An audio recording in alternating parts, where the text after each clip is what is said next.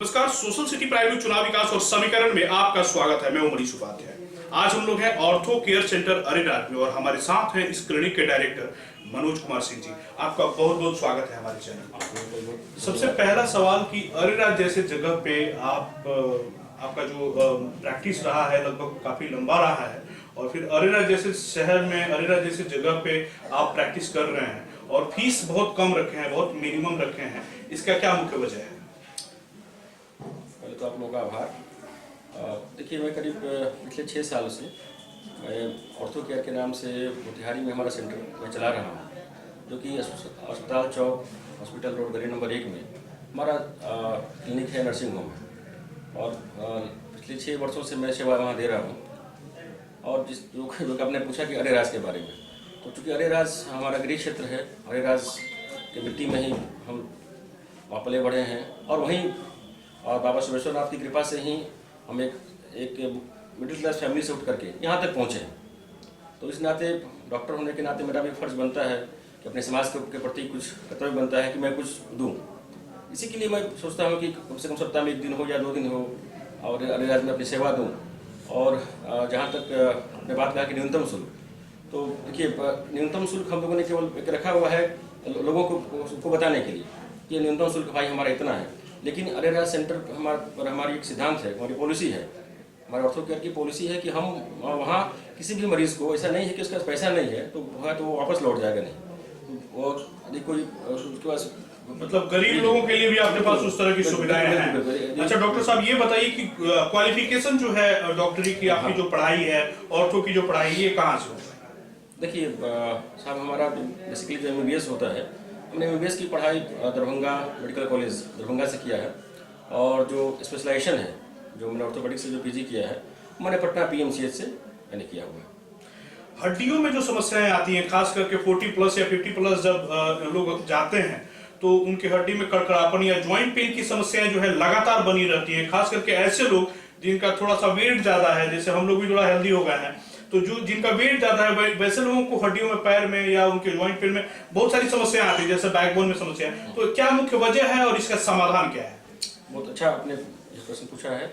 और ये आज के जो डेली एक्टिविटीज़ है, दिनचर्या है, उसकी वजह से आजकल सारे लोग इस समस्या से जूझ रहे हैं। और विशेष करके महिलाएं, आफ्टर 40 जो आपने कहा, तो आफ्टर 40 में विशेषकर महिलाएं इससे अधिक परेशान हैं। और जनरली जो मेल है, पुरुष वर्ग है, वो 50 वर्ष के बाद जनरली इफेक्टेड होते हैं। और कोई किसी का शरीर भारी है, मोटापा है, ओबेस पर्सन है, तो अर्ली एज में हो जाता है, वो चीज़ अलग है। तो देखिए हम उसमें सबसे जो मुख्य कारण है हमारा डेली एक्टिविटीज़। आजकल आप देखते हैं कि सब लोग व्यस्त हैं, किसी के पास कम हो, काम हो, अधिक हो, उससे मैटर नहीं हो रहा है। आजकल सभी लोग व्यस्त हैं। उसकी वजह से होता क्या है कि जो सबसे प्राइमरी चीज़ है डाइट। वो कहावत भी है और मेडिकल साइंस भी इस चीज़ कहता है कि food is the best medicine. आपका जो भोजन है वो दवा है, सबसे अच्छी दवा है। तो समय पर भोजन नहीं लेना, खान पान में उसका उल्टा सब कुछ करना, जंक फूड की तरफ भागना, हमारा जो बेसिक जो हमारा कल्चर था, जो कल्चरल फूड था, उसको हम लोगों ने छोड़ दिया है। क्योंकि जो भी हमारा कल्चरल फूड था वह इसी चीज़ पर बेस्ड था कि ताकि हमारा स्वास्थ्य कैसा हो, हमारे बोन का ग्रोथ कैसा हो, हमारा जनरल हमारा हेल्थ का विकास कैसा हो। लेकिन हम लोगों ने भाग दौड़ की ज़िंदगी में और बहुत सारे लाइफ स्टाइल को अडॉप्ट करने के चक्कर में हम लोग उसको भूलते चले गए। तो जो है उसमें देखिए सबसे पहली बात उसमें यह है कि जैसे कि ओल्ड एज के लोग हैं, तो उन्हें चाहिए कि सबसे पहला चीज़ है कि अपने लाइफ स्टाइल में कुछ परिवर्तन करें। जैसे कि कब उठना है, कब सोना है, उनको चाहिए कि नियमित रूप से मॉर्निंग वॉक करें। जैसे कि ठंड का मौसम है, तो ठंड के मौसम में जब फर्स्ट सनराइज होता है, जब सूर्योदय होता है, तो उस समय जो सूर्य की जो किरणें आती हैं उसके माध्यम से हमें बहुत अच्छा विटामिन डी मिलता है। और जैसा कि आप सब लोग जानते हैं कि विटामिन डी हमारे हड्डियों के विकास के लिए, हमारे शरीर के विकास के लिए, हमारी इम्यूनिटी के लिए बहुत आवश्यक है।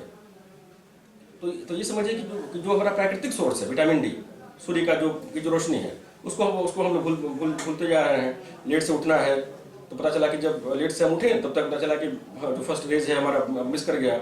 उसके बाद तैयार हुए, ऑफिस भागे, स्कूल भागे।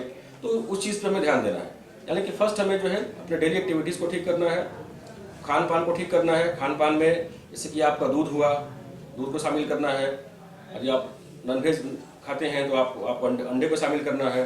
उसके बाद आपको हरी साग सब्जी लेना है, नियमित एक्सरसाइज करना है, आपका योगा करना है। ये सब चीज़ आवश्यक है। अच्छा, आप लोगों की जो भाषा है, जैसे कुछ लोग कहते हैं कि आपका हड्डी क्रैक हो गया है और एक होता है फ्रैक्चर हो गया है। हाँ, हाँ। तो क्रैक और फ्रैक्चर में क्या अंतर है? यानी देखिए, ये जो टर्म है ना, क्रैक और फ्रैक्चर, ये बड़ा ही मतलब ऐसा कुछ नहीं है। क्रैक और फ्रैक्चर एक ही चीज़ हुआ। आपकी हड्डी में जो आपकी हड्डी का जो कॉर्टेक्स हुआ वो ब्रेक करके, अब चाहे उसको क्रैक कहिए या फ्रैक्चर कहिए। ये आम उनकी भाषा में जनरल लोग कहते हैं कि सर ये क्रैक है, ये फ्रैक्चर है। मतलब एनी ब्रेक इन द या any breach in the continuity of the bone is called fracture.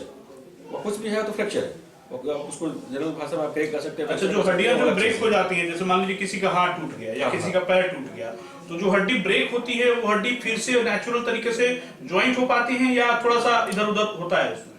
देखिए हाँ, ये बहुत अच्छा आपने ये प्रश्न पूछा है, और हम लोग भी रोज इस प्रश्न को झेलते हैं। मरीज भी हम लोग से इंक्वायरी करता है, चाहे वो पढ़ा लिखा हो या पढ़ा लिखा नहीं हो। बड़ा ही कॉमन प्रश्न है ये। देखिए होता क्या है कि जब कोई हड्डी बना हुआ हड्डी वो टूटा, ब्रेक किया, तो उसको हड्डी को बनाने के लिए ही हम लोग उसको प्लास्टर करते हैं या फिर उसको सर्जरी करके उसको प्लेट हो या नेल से उसको फिक्स करते हैं।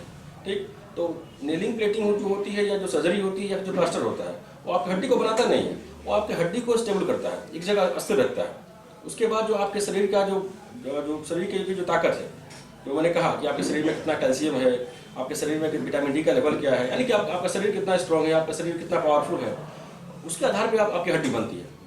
और एक बार ब्रेक होने के बाद में जैसे संभावना रहती है कि जरा सा हड्डी मामूली सा ऐसा डिफॉर्मिटी में भी रह जाए। डिपेंड करता है किस टाइप का फ्रैक्चर है, कौन सा जॉइंट का इन्वॉल्वमेंट है, मेजर फ्रैक्चर है या फिर माइनर फ्रैक्चर है, उस पर जरा सा अंतर होता है।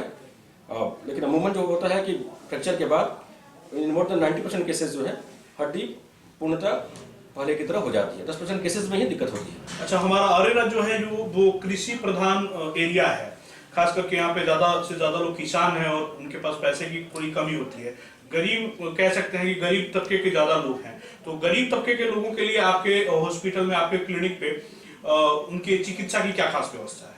जी, जैसा कि मैंने पहले ही कहा, मैं भी किसान परिवार से हूँ, मिडिल क्लास फैमिली से हूँ, सब कुछ पता है मुझे। इसलिए मैंने कहा कि किसी के पास पैसा कम हो अधिक हो, हाँ मेरे पास ये मैटर बहुत कम करता है। उसके पास जो पैसा है, जो संसाधन है, हम लोग कोशिश करते हैं कि उसी संसाधन में और कुछ अपने पास से भी एफर्ट लगा करके जो है उस मरीज का काम चल जाए, ताकि वो मरीज कम से कम जो है अपने डेली एक्टिविटीज को ठीक ठाक कर सके। उसके लिए जो सहयोग हम लोग को बन पाता है, उसके पास पैसा हो या ना हो लेकिन इलाज हो। हाँ बिल्कुल, हम लोग कोशिश करते हैं जितना हो सके मैक्सिमम हो। अरेराज की तमाम जनता से क्या अपील करेंगे कि अरेराज में जो है आप सप्ताह में कितना दिन समय दे पा रहे हैं, मोतिहारी में कितना दिन दे पा रहे हैं, तो किसी मरीज को अगर कुछ क्वायरी करना है तो वो कैसे कर पाएगा?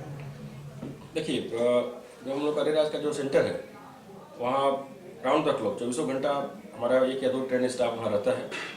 उसके अलावा सप्ताह में 1 दिन हो या 2 दिन हो, 2 दिन हम लोग कोशिश करते हैं कि 2 दिन अपना जितना हो सके मैक्सिमम समय वहाँ पर दें। और अगर इमरजेंसी आए तो आप चले जाते हैं? नहीं, हाँ, ऐसा इमरजेंसी आता है तो हम लोग जाने की कोशिश करते हैं, या फिर हमारा स्टाफ है वो फैमिली मैनेजमेंट कर लेता है।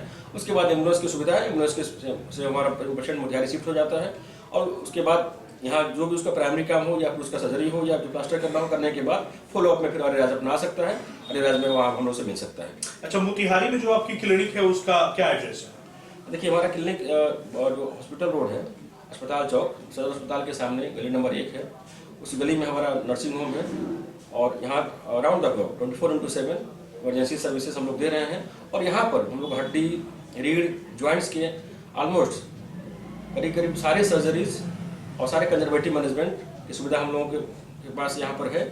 और ये हम लोग को बहुत अच्छा लगता है कि छोटे से जगह पे हम लोग कोशिश करते हैं कि हर तरह का काम करें ताकि मरीजों को बाहर जाना नहीं पड़े।